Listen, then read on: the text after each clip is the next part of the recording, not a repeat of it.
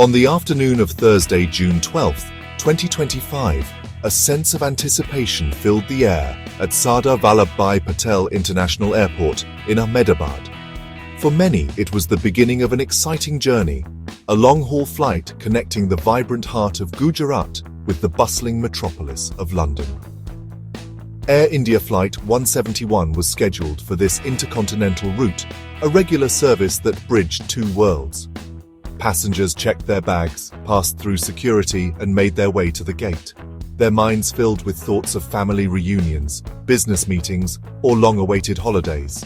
The day was warm and clear, offering no hint of the devastating events that were about to unfold, forever etching this flight number into the annals of aviation tragedy. The aircraft assigned to this route was a modern marvel of engineering, a Boeing 787-8 Dreamliner. Known for its advanced technology, fuel efficiency, and enhanced passenger comfort, the Dreamliner represented the pinnacle of modern air travel. For the crew and passengers alike, flying on such a sophisticated machine typically offered a profound sense of security. The flight path from Ahmedabad to London Gatwick was a well-trodden one, a journey of thousands of miles over land and sea. On this particular day, however, that journey would be tragically and inexplicably cut short, ending just moments after it began, not over distant oceans, but within sight of the very runway it had just left. As the boarding process was completed and the cabin doors were secured, the atmosphere inside the aircraft was one of routine calm. Flight attendants went through their safety demonstrations, and passengers settled into their seats, stowing their carry-on luggage and fastening their seatbelts. The pilots in the cockpit, Captain Sumit Sabharwal and First Officer Clive Kundar, were conducting their final pre-flight checks, preparing the powerful machine for its ascent into the skies. For everyone on board, this was just another flight, another step in a journey. They could not have known that they were on the precipice of a catastrophic failure that would send shockwaves across the globe and leave an indelible scar on the community below. The scheduled departure time arrived, and the Boeing 787-8, registered as VTANB, pushed back from the gate. It taxied smoothly towards the designated runway, its two powerful General Electric engines humming with latent energy. Air traffic control gave the clearance for takeoff, and the pilots advanced the throttles, sending the aircraft surging forward. The roar of the engines filled the air as Flight 171 gathered speed, its wheels lifting off the tarmac at 13:38 Indian Standard Time. For a few brief seconds, everything seemed normal. The plane was airborne, climbing towards its future, a symbol of human connection and ambition. But that future would never be reached. The aircraft at the center of this tragedy was an 11-year-old Boeing 787-8 Dreamliner, which had been delivered to Air India on January 28, 2014. With the registration VTANB, it was a familiar workhorse in the airline's long-haul fleet, powered by two reliable General Electric GNX-1B67 engines. The Dreamliner series is celebrated for its composite material construction, making it lighter and more fuel-efficient than its predecessors. Its advanced systems are designed for maximum reliability and safety, which made its subsequent failure all the more shocking to the aviation world. On that day, this sophisticated jet was entrusted with carrying hundreds of souls across continents, a routine task it had performed countless times before without incident. On board Flight 171 were a total of 242 individuals, a vibrant cross-section of society. The passenger manifest listed 230 travelers, a diverse group that included families with young children, business professionals, students, and tourists. Among them were 11 children and 2 infants, their presence a poignant reminder of the innocent lives caught in the disaster. The flight was nearly full, its occupants representing a mix of nationalities. The majority, 169 passengers, were Indian citizens, many likely heading to the UK to visit family or for work. They were joined by 53 British nationals, 7 Portuguese citizens, and 1 Canadian, each with their own unique story and reason for travel. In command of the aircraft was a seasoned flight crew. Captain Sumit Sabharwal and First Officer Clive Kundar were in the cockpit, responsible for the safe passage of everyone on board. They were supported by a dedicated team of 10 flight attendants, whose roles were to ensure the comfort and safety of the passengers throughout the long journey to London. This crew of 12 was a highly trained and professional team, prepared to handle the demands of international flight. They were the human element at the forefront of the technological marvel they operated, the guardians of the trust placed in them by every person who stepped onto that plane. The cabin buzzed with the quiet energy that precedes a long flight. Some passengers were reading, others were watching the in-flight entertainment screens, and many were likely lost in thought, contemplating the destinations and people that awaited them. Families were settling their children, ensuring they were comfortable for the hours ahead. Friendships were being formed in adjacent seats, and business colleagues were making last-minute preparations for meetings in London. Each person was a world unto themselves, with dreams, hopes, and connections.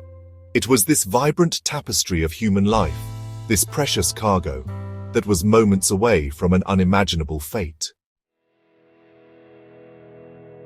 As Air India Flight 171 climbed away from the runway at Ahmedabad Airport, the initial moments of its ascent appeared entirely normal to onlookers on the ground. The large aircraft, laden with fuel for its transatlantic journey, gracefully lifted into the afternoon sky, its landing gear retracting into the fuselage as it gained altitude.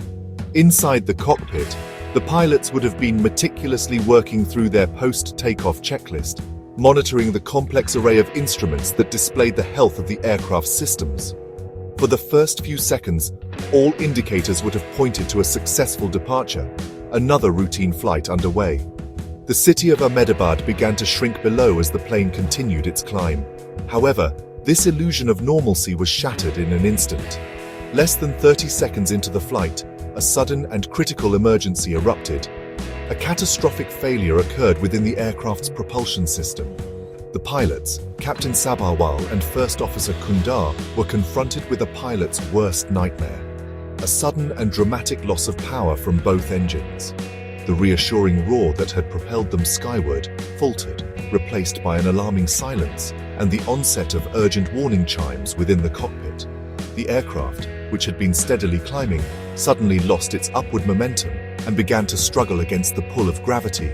Reacting with the training ingrained in every professional pilot, the flight crew immediately declared an emergency. Captain Sabharwal's voice, strained but clear, crackled over the air traffic control frequency with the universal distress call.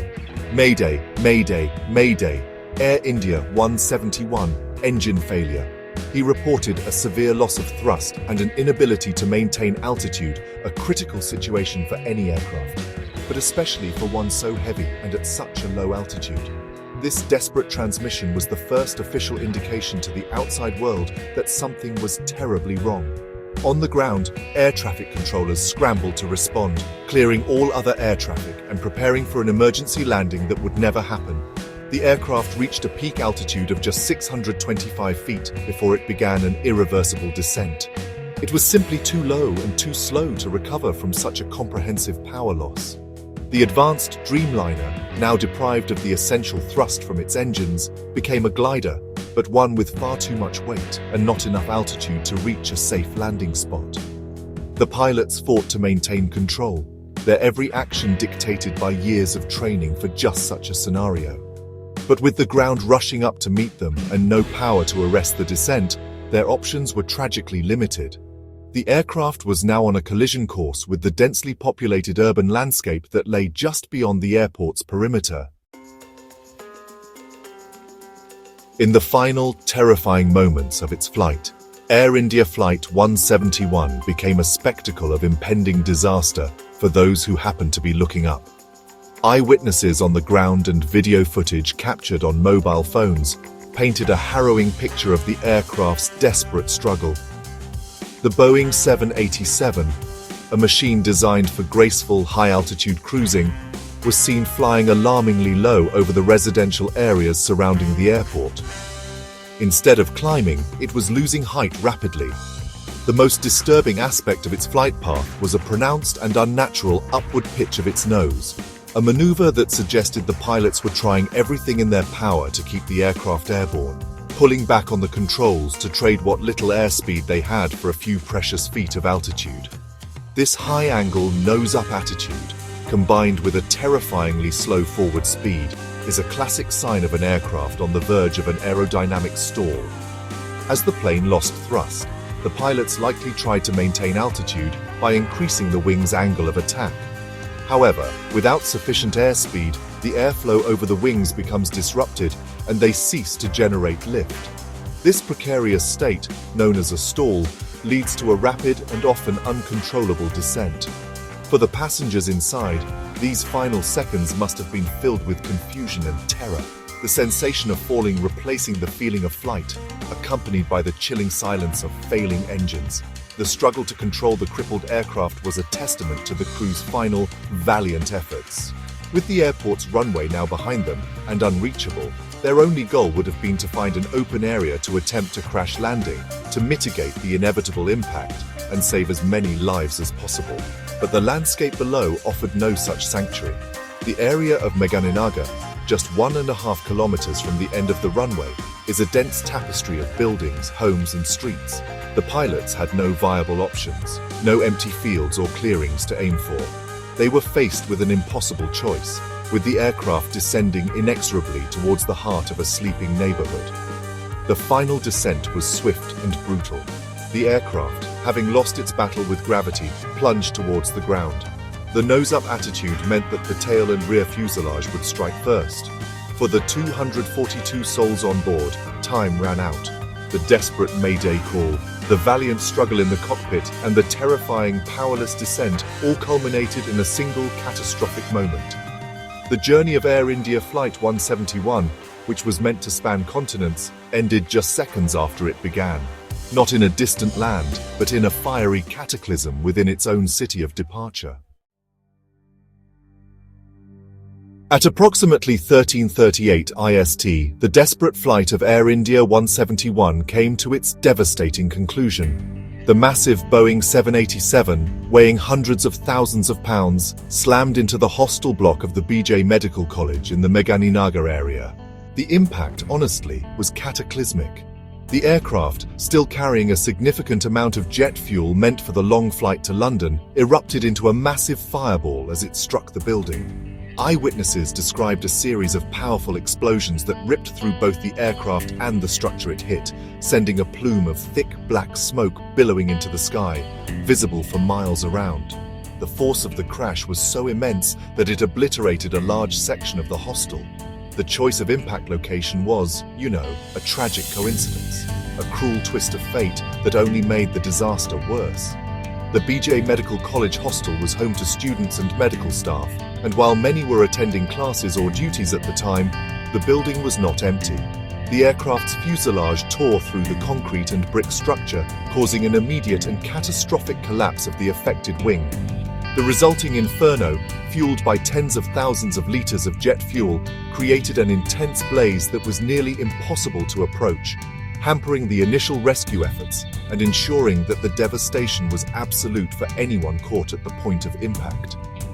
The scene on the ground was one of utter chaos and horror. Debris from the aircraft, ranging from large sections of the fuselage and wings to smaller, unrecognizable fragments, was scattered over a wide area, mixed with the rubble of the destroyed building. The deafening sound of the crash was followed by the sirens of emergency vehicles and the panicked shouts of residents. People from the surrounding neighborhood rushed out of their homes, confronted by a scene of destruction that honestly looked like a war zone. The initial moments were marked by shock and disbelief as the community struggled to process the reality of a passenger jet crashing into the heart of their city. The crash site immediately became a scene of immense danger and tragedy. The raging fire, the structural instability of the damaged buildings, and the presence of hazardous materials made the area incredibly perilous. For the residents of Meghaninagar and the students and faculty of BJ Medical College, a normal Thursday afternoon had turned into a living nightmare. The community was instantly transformed from a collection of homes and a place of learning into the epicenter of a major international disaster. Its name now linked forever with the tragic fate of Air India Flight 171. In the immediate aftermath of the crash, a massive and coordinated emergency response was launched, really showing the city's preparedness for disaster, even one of this unprecedented scale. The Ahmedabad Fire and Emergency Services Department was the first to arrive, with its units dispatched within just minutes of the first reports. They were met with a scene of unimaginable destruction, a raging inferno that had engulfed both the aircraft wreckage and the college hostel. The intensity of the fire, fueled by the volatile jet fuel, presented an enormous challenge, requiring a massive and sustained firefighting effort to bring it under control and allow any search and rescue operations to begin. The scale of the disaster quickly necessitated a multi-agency operation. Soon, the initial fire crews were joined by specialized units from the Central Industrial Security Force, which provides security for the airport, as well as teams from the Indian Army and the highly trained National Disaster Response Force. These agencies brought specialized equipment and expertise in urban search and rescue, which was absolutely critical for navigating the treacherous and unstable debris field. In total, over 300 firefighters and more than 60 fire vehicles were deployed to the scene, working shoulder to shoulder to battle the flames and search for survivors amidst the wreckage. The human element of the response was just as crucial as the official deployment. Local residents and volunteers rushed to the scene, driven by a desperate hope to help. They formed human chains to clear smaller pieces of debris, guided emergency vehicles through the crowded streets, and provided water and first aid to the injured and the exhausted rescue workers. Their bravery and compassion in the face of such horror were a powerful display of community spirit. Hospitals across Ahmedabad were placed on high alert, preparing to receive a massive influx of casualties, while police worked to establish a secure perimeter around the crash site to ensure the safety of the public and the efficiency of the rescue operations. While the emergency services battled the disaster on the ground, operations at Ahmedabad Airport were immediately suspended. All incoming flights were diverted, and outbound flights were grounded as the airport's own fire and rescue services were also deployed to the crash site. The suspension was a necessary measure to allow emergency services unhindered access to the area and to secure the airspace. Later in the day, once the immediate crisis was managed and the situation was assessed, the airport would cautiously resume operations, but the focus of the entire city remained fixed on the tragic scene in Meghaninagar, where hundreds of rescuers continued their grim and heartbreaking work. As the flames were gradually brought under control and rescue workers were able to penetrate the wreckage, the horrifying extent of the human cost of the disaster began to emerge. The initial hopes for finding survivors quickly faded, replaced by the grim reality of the crash's sheer violence. Of the 241 passengers and crew members aboard Air India Flight 171, only one person was found alive. This lone survivor, a passenger pulled from the wreckage with critical injuries, represented a singular miracle amidst an ocean of loss. Every other soul on the plane, numbering 240 people, perished in the impact and the subsequent fire. This included all 229 other passengers and the entire crew of 12. The tragedy was not confined to those in the air. The crash had brought death and destruction to the ground as well, claiming the lives of people who had simply been in the wrong place at the wrong time. The BJ Medical College Hostel, the point of impact, became a tomb for many of its residents. As rescue teams painstakingly sifted through the collapsed structure, they recovered the bodies of students and staff who had been inside. In the final count, an additional 38 people on the ground were confirmed to have been killed, bringing the total death toll from the disaster to a staggering 278. The loss was felt deeply within the medical college community, which mourned its own friends and colleagues. The process of identifying the victims was a monumental and heart-wrenching task for the authorities. The intense fire and the force of the impact had left many of the remains severely damaged, complicating the identification process. Forensic teams worked tirelessly for days, using dental records, DNA samples, and personal effects to give names to the victims and provide some measure of closure to their grieving families. For families who had gathered at airports in both Ahmedabad and London, the agonizing wait for information turned into an unbearable confirmation of their worst fears. The news was delivered in somber briefings, turning hubs of travel into centers of profound grief. The human toll of the crash radiated outwards, touching thousands of lives across continents. Behind every name on the victim list was a network of family, friends, and colleagues whose worlds were shattered. There were parents who lost children, children who lost parents, and spouses who lost their partners. The stories that emerged were deeply personal and profoundly sad. The family heading for a wedding, the student returning to university, the business executive on a routine trip. The crash of Flight 171 was not just a statistic, it was a collection of 278 individual tragedies, each one leaving a permanent void in the lives of those left behind. The crash of Air India Flight 171 sent profound shockwaves through the global aviation industry, not only because of the immense loss of life, but also because of the specific aircraft involved. The Boeing 787 Dreamliner had, until that day, maintained a flawless safety record in terms of fatal accidents. Since its introduction into commercial service, it had been regarded as one of the safest and most technologically advanced airliners in the sky. This incident marked the very first fatal crash and hull loss for the Dreamliner program, shattering its perfect record and raising urgent questions about the cause of the failure. The eyes of the aviation world, from regulators to airlines to pilots, turned to Ahmedabad to understand what could have gone so terribly wrong. For Air India, the national carrier, the crash was a devastating blow and a dark echo from its past.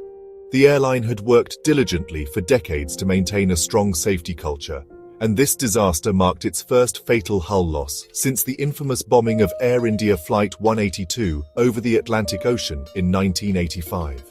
That act of terrorism had remained the airline's deadliest disaster and a deep scar on its history. The crash of Flight 171, while resulting from a technical failure rather than a malicious act, was a tragic bookend to nearly 4 decades of operations without a major fatal accident, deeply impacting the morale of the airline staff and shaking public confidence. The investigation into the crash began almost immediately, led by India's Aircraft Accident Investigation Bureau. They were quickly joined by teams from the US National Transportation Safety Board, as the aircraft was manufactured in the United States, and representatives from Boeing and General Electric, the engine maker. The primary goal was to recover the flight data recorder and the cockpit voice recorder, the so-called black boxes, from the wreckage. These devices held the crucial data and conversations that could provide a definitive explanation for the catastrophic loss of power and the pilot's final actions, offering the key to preventing such a tragedy from ever happening again. The incident served as a sobering reminder that despite incredible advances in technology and safety protocols, aviation is not immune to risk. Every crash becomes a lesson, albeit a brutally learned one. The findings from the investigation into Flight 171 would be scrutinized by aviation authorities worldwide. Any identified mechanical flaws, design issues, or maintenance oversights would lead to mandatory directives for the entire global fleet of Boeing 787s. The legacy of this crash, therefore, would be not only in the memory of the victims, but also in the safety improvements that would be implemented to protect future generations of air travelers. The aftermath of the crash left a deep and lasting scar on the city of Ahmedabad and particularly on the Meghaninagar community. The physical wreckage would eventually be cleared and the destroyed buildings would be rebuilt, but the emotional and psychological wounds would take much longer to heal. The site of the crash became a place of pilgrimage and mourning, with makeshift memorials of flowers and candles appearing as symbols of the collective grief that gripped the city. For the residents who witnessed the disaster firsthand, the terrifying sights and sounds of that day would be impossible to forget, a traumatic memory embedded in the local consciousness. The impact on the BJ Medical College was profound. The institution lost not only a part of its campus, but also members of its own family, students and staff who were tragically killed on the ground. The sense of security and sanctuary that a college campus is meant to provide was shattered. The tragedy forged a somber bond between the college community and the families of the passengers and crew of Flight 171, two disparate groups, forever linked by a shared experience of loss. In the weeks and months that followed, memorial services were held, bringing together people from different faiths and backgrounds to mourn as one. Remembering the victims became a sacred duty for the community, and the airline, the names of the 278 people who lost their lives were read aloud at vigils, ensuring that they were remembered not as numbers in a statistic, but as individuals with stories, families, and dreams.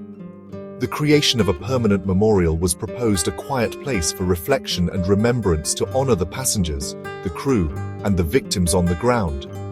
Such memorials serve an important purpose. They provide a physical space for grief and ensure that future generations understand the human cost of the tragedy and the importance of striving for safety in all endeavors. Ultimately, the story of Air India Flight 171 is a powerful and heartbreaking testament to the fragility of life and the suddenness with which it can be altered. It is a story of technological failure, of human bravery in the face of certain death, and of a community's resilience in the wake of unimaginable horror. As time moves forward, the sharp pain of the loss may dull, but the memory of the 278 souls who perished on that June afternoon will endure. Their memory serves as a solemn reminder of the immense responsibility that comes with sending people into the sky and the profound importance of cherishing every ordinary moment.